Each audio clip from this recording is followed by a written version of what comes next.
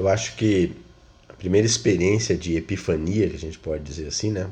Uma experiência mística, uma experiência de compreensão súbita de, de, de um poder superior, foi através de uma experiência que meu pai teve. Mas como eu era muito próximo dele, tinha uns 10 anos de idade. E, e o meu pai pegou aquele trecho, vários trechos, né? Depois eu até escrevi um livro, Saber Expedir, em cima dessas promessas que tem nos evangelhos, que você diz, olha, qualquer coisa que pedires, tudo aquilo que pedires, tudo aquilo que pedires ao Pai te será dado.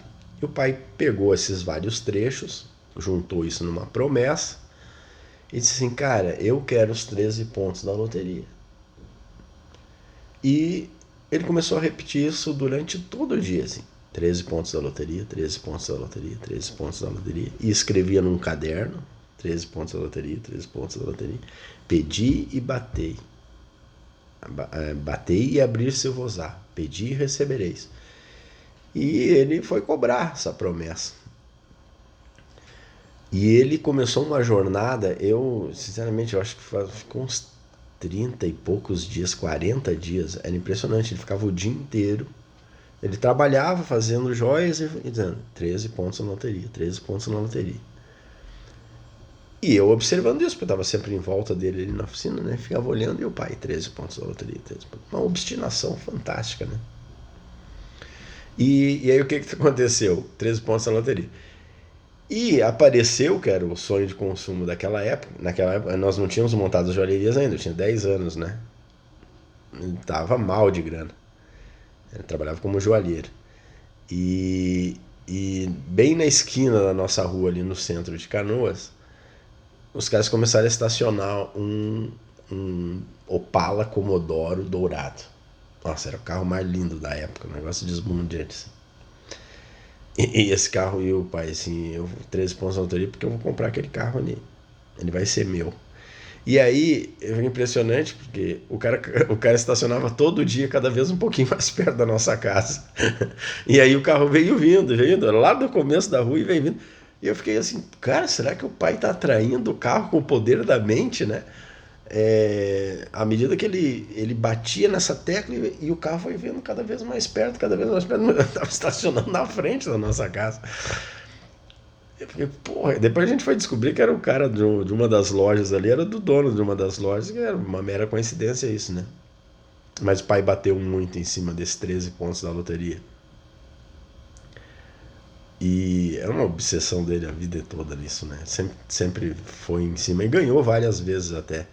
Aquele, não o cheio, né? Aquele que falta 1 ou 2 degraus para você atingir o prêmio máximo. Dessas ele tirou um monte. E uma vez até ele perdeu os 13 pontos mesmo, porque a mulher dele, minha madrasta, bem mais nova que ele, tinha sonhado um jogo e ela ia jogar e ele chegou atrasado e não deu tempo dela jogar. E tava lá o cartão premiado e saiu 1,5 milhão mais ou menos. Ela chorou uma semana. O pai perdeu a chance de lambuja de ganhar os tais dos 13 pontos, né? Que era uma obsessão dele, assim. Mas daí, de tanto pedir, um dia bateu na cabeça dele. Ele não era na cabeça dele, é como se estivesse batendo assim na cabeceira da cama com toda a força. Ou quem bate, eu não posso atender o teu pedido porque é contra a religião. Essa voz falou para ele diretamente, ele se lembra, né? Uma voz dura, assim, pouco amorosa, que ele mesmo diz, não era a voz do Espírito Santo nem de Deus, mas era uma voz dura. E dizendo para ele assim, esse pedido eu não posso te atender, porque esse pedido é contra a religião. Ou seja, do que ele acredita ser religião, né? Então, essa experiência mística dele foi muito... abalou ele e abalou a mim também, porque eu estava acompanhando de perto isso, eu era o filho mais velho, né? E aquilo também me chocou, essa experiência do pai ser tão, por exemplo, uma experiência mística, né? Tão tão profunda. Depois eu tive as minhas também, mas muito poucas perto das que meu pai teve. O pai teve muito mais do que eu. Mas isso acabou fazendo com que a gente conversasse muito e nascesse uma amizade fantástica, assim, de pai e filho, mas também de amigo, né?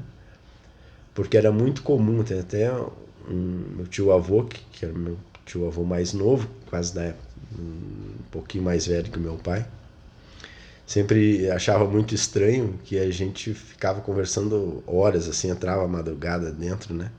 Meu pai sempre foi noitívoro, e aí a gente ficava conversando e ele achava muito estranho que no começo da noite, tipo assim, na hora da janta, eu estava defendendo o ponto A e o pai defendendo o ponto B. E aí nós começamos a trocar ideia e argumento daqui, argumento lá pelas 2 da manhã. Eu estava convencido pelo argumento do pai. Assim, não, eu acho que o ponto B tá certo mesmo. E o pai tinha se convencido do meu. Ele disse assim, não, não, tu que tem razão. O ponto A que tá certo, senão não, ponto B. E aí nós invertíamos a posição no final da noite, eu defendendo o que ele estava defendendo na hora da janta e o pai, quer dizer, a gente se convencia mutuamente, né? Era muito legal isso. Obrigado.